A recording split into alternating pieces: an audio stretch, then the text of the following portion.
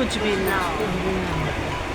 देखो, हम अगर ये सोच लें कि हमारी खुद की जान और पूरे आलम की जान किसमें बसी है, पहली चीज़ ये कि उस वक्त उस सहाबी हज़रत उमर फारूक का वाक़या मैं बताती हूँ, उसको गौर से सुनना। आला हज़रत उमर फारूक, जिनके पास आज का सऊदी अरब समझ लो या जितनी बड़ी बादशाहियत उनके पास थी, उनके बेटे और हज़रत इमाम हुसैन में बहस हो गई। गौर से सुनना, उनके बेटे और हज़रत इमाम हुसैन में बहस हो गई। हज़रत इमाम हुसैन ने कहा कि तुम मुझसे क्या बहस करते हो, तुम्हारा बाप तो मेरे नाना का गुलाम है। अब उनके दिल में बात लगी, वो भी तो बादशाह का बेटा, मैं बादशाह का बेटा, एक खलीफा का बेटा, और मुझसे इस तरह से बात की गई, क्योंकि वो सादगी से रहते थे और ये लोग इस तरह से।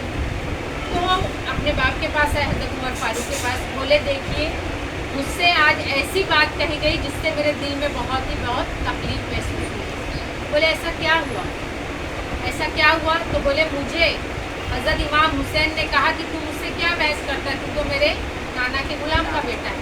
तो बोले ऐसा कहा? बोले हाँ ऐसा ही कहा है। मुझे लगा कि मेरे बाप जो है हाँ ऐसा ही कहा है। तो बोले ठीक है बुला के लाओ। तो गए, उनको हज़रत इमाम हुसैन को बुला कर ले। जब बुला कर लेके आए तो हज़रत इमाम हुसैन से हज़रत उमर फारूक ने पूछा कि तुमने मेरे बेटे से क्या कहा? झूठ तो बोलते नहीं थे भाई बहस में। तो उन्होंने बोले मैंने ये कहा कि तू मुझसे क्या बहस करता है, तू तो मेरे नाना के गुलाम का बेटा है। तो बोले क्या कहा, फिर से कहो, मैंने सुना नहीं। बोले मैंने यही कहा। तो 3 बार इस बात को बुलवाया। तो पूरे दरबारी जो भी शामिल थे, साहिब जितने भी थे सहाबी, बोले तुम लोग इस बात के गवाह हैं कि हज़रत इमाम हुसैन ने क्या कहा है, जो जन्नत के सरदार, उन्होंने क्या कहा है कि मैं प्यारे मोहम्मद मुस्तफ़ा सल्लल्लाहु अलैहि वसल्लम का गुलाम। ये बात के गवाह रहना, क्योंकि गुलाम अगर हूँ तो मेरे लिए जन्नत लाज़िम हो गई। तो ये सोचो कि उस वक्त के बादशाह भी अपने आप को गुलाम कहलाने में फख्र महसूस करते थे।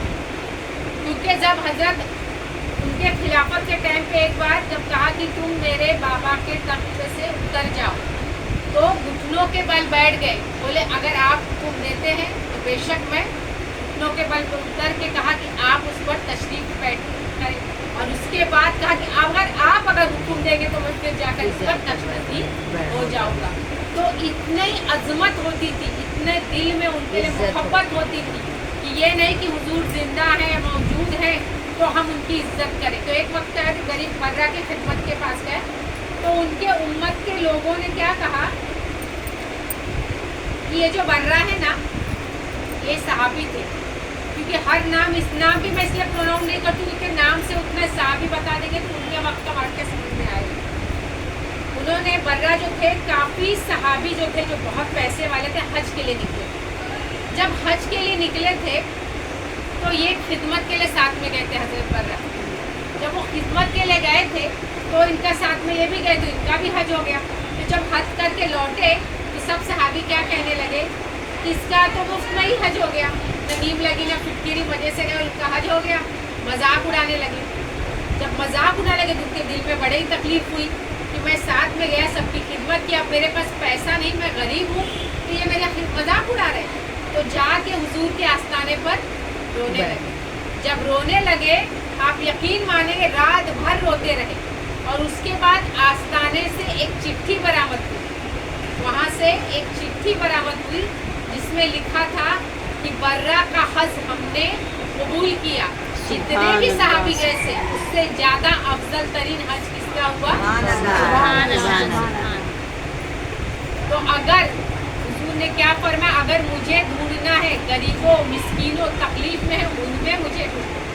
पैसे वालों में, अमीरों में मैं नहीं मिलूँगा, गरीबों में मिलूँगा। क्योंकि हम कहते हैं ना, हम गरीबों के आका पर बेहद हम फकीरों की। तो इसलिए देखिए, ये कोई ना सोचे कि जो बहुत अमीर है उससे मोहब्बत करते हैं।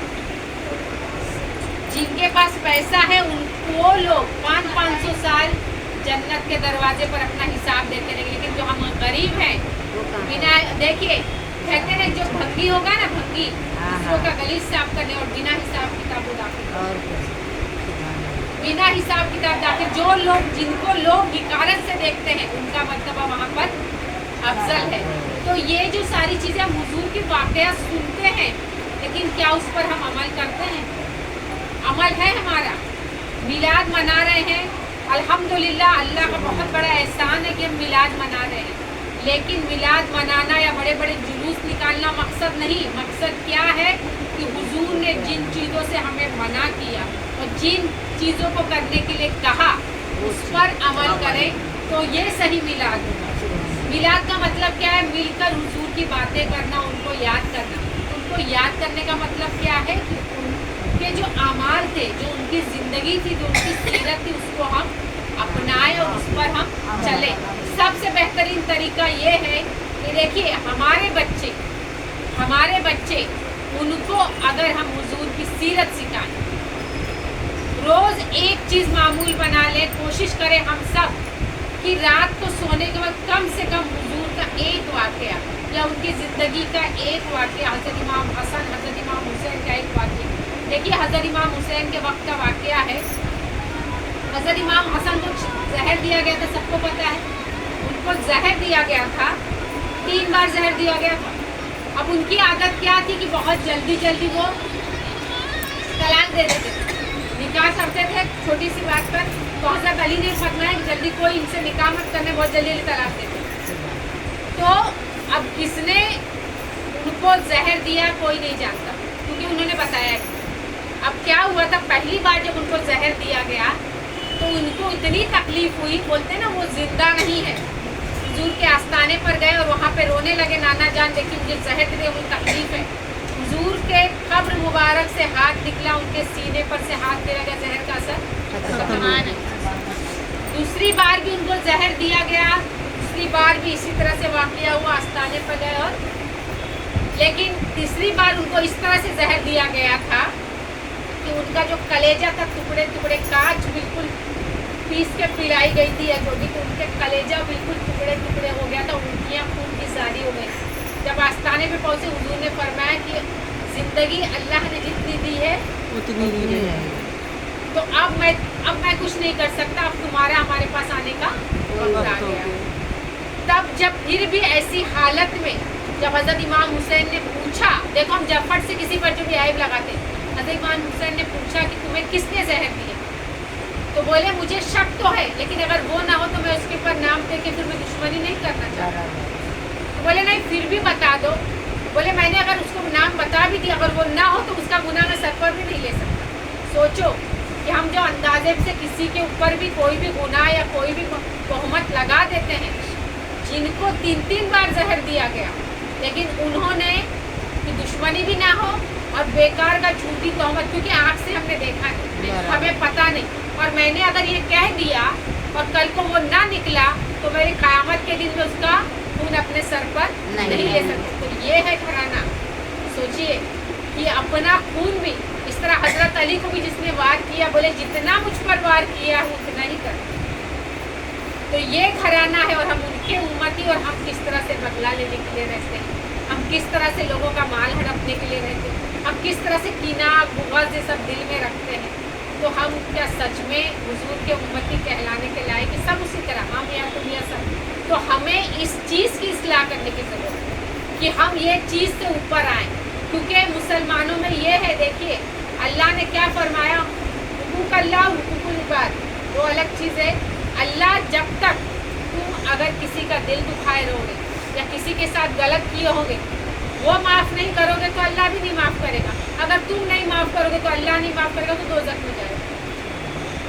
तो हम अगर किसी को माफ़ करते हैं, अगर ये भी कहा गया कोई दिल से नदामत होकर माफ़ी मांगते तुम्हारे पास आता है, तुम नहीं माफ़ करोगे तो खुदा तुमको नहीं माफ़ करेगा। तो हमें एक दिन तो दुनिया से चले जाना है, 1 सेकंड का किसी का भरोसा नहीं। तो हम जाते वक्त ये क्यों कम से कम 10 लोग ये कह दें कि भाई वो अच्छा इंसान है, क्योंकि अल्लाह फरिश्तों से पूछता है कि जब उसका जनाजा निकला तो लोग आपस में बात क्या कर रहे थे उसके जनाजे में, चाहे वो कितना बड़ा नेकी वाला हो तो चाहे कितना बड़ा गुनहगार हो। लेकिन जो दुनिया में मौजूद है اگر اس وقت کے 10 لوگ بھی کہتے تو اللہ